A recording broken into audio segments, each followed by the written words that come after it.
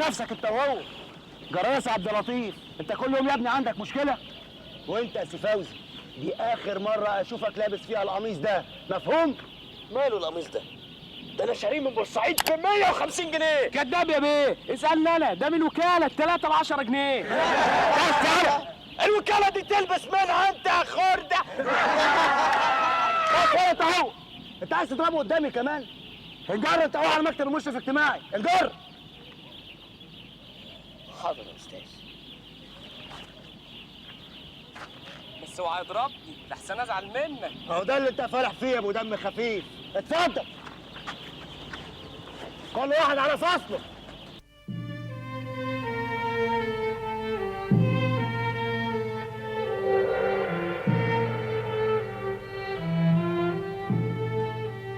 اتفضل يا سيدي انت وهو. خش يا سيدي، خش منك نوم. عرفتونا. حاضر يا استاذ.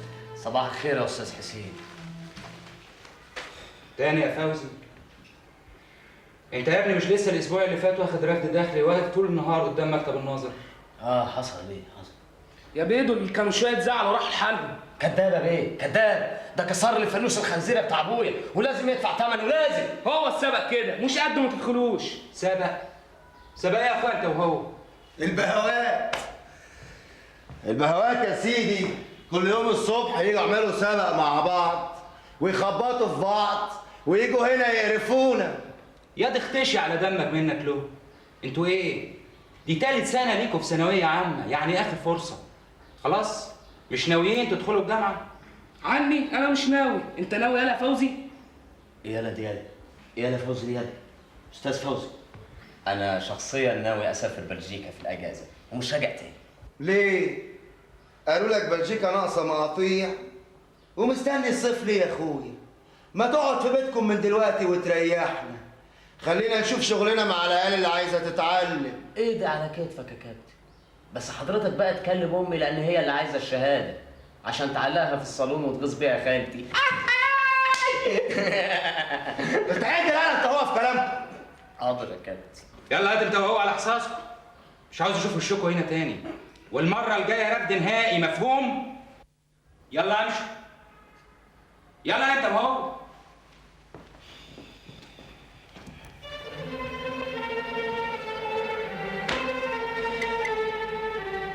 العيال دي عايزه تتربى من جديد. روق يا كابتن، انت لسه ما اتعلمتش. العيال دي اتربت وخلاص، بس للاسف اتربت غلط. عيل زي ده ساقط وخايب وما كملش 20 سنه وابوه جايب له خنزيره ثمنها ما يقلش عن 50,000 جنيه، عايزه يتعلم. يوه انا اتاخرت قوي. عن اذنك يا عم، خلي الواحد يشوف اكل عيشه. ايه عندك حصه؟ بقول لك اكل عيش يا حسين. هو التدريس بيجيب فلوس؟ عندي تدريب في النادي. تدريب في النادي. سلام يا صاحبي. مع السلامه. والله عندك حق يا جميل.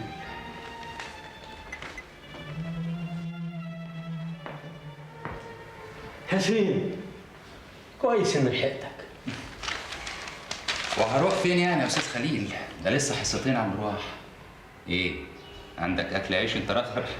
كلك نظر يا ابن خلدون. النهارده عندي دروس في المعهد الخاص. حاسب لك الحصتين من 1 ل3 علشان اشوف انا بقى معادي. ماشي يا فيصا هرس. الله يسامحك يا ابني. ابوك؟ مال ابوك؟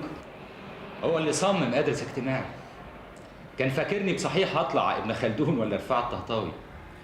ما كانش حاسب حساب اليومين المنيلين دول اللي المشرف الاجتماعي فيهم مجرد احتياطي بيسد في اي حته. صباح الخير يا حسين، كنت عاوز اللي سبق كان النبأ يا وفي.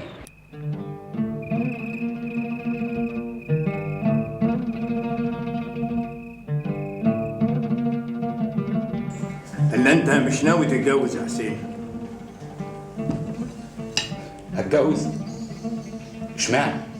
هتخش لي قافيه يا ابني. انت عديت ال 35 سنه دلوقتي واللي زيك كلهم اتجوزوا، وانت الاخر لازم يبقى لك بيت وعيله زي بقيه الناس. ابو حسين الجواز النهارده مشكله. ده انا علشان اروح اخبط على باب اي عروسه لازم يبقى في جيبي على الاقل 25,000 جنيه.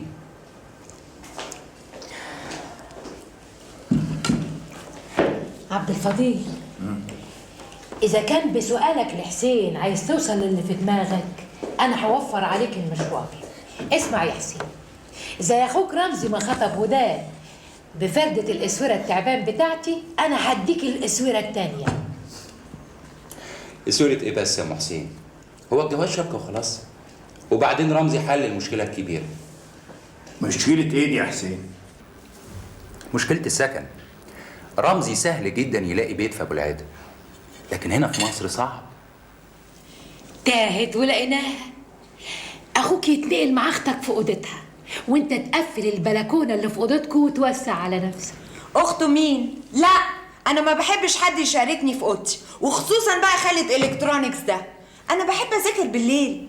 وبعدين العيال كبرت، ما يصحش يستنوا مع بعض في أوضة واحدة. خلاص نقفل البلكونة التانية وخالد ينام فيها. هو خالد لسه ما جاش؟ أنا مش عاجبني ماشي مع الواد الخايب اللي اسمه حمزة بن أورني ده يا تقطع أورني على حمزة في ساعة واحدة. ما تكلموا يا حسين. كلمته 100 مرة. طبعا عشان انتم مدلعتوه. واحد مجموعه يدخله كلية الهندسة يرفض ويصمم يخش معهد فني، طبعا عشان يدور على حل شعره. خالد مش داير على حل شعره، خالد إنسان ناجح وكسيب، وحمزة ده صاحبه من وهم عيال، وكونه حظه قليل في التعليم مش معنى كده إن احنا نقطعه. يا ابو حسين، يعني هم المتعلمين كانوا عملوا ايه؟ لا يا حسين، الشهادة ليها قيمتها برضه.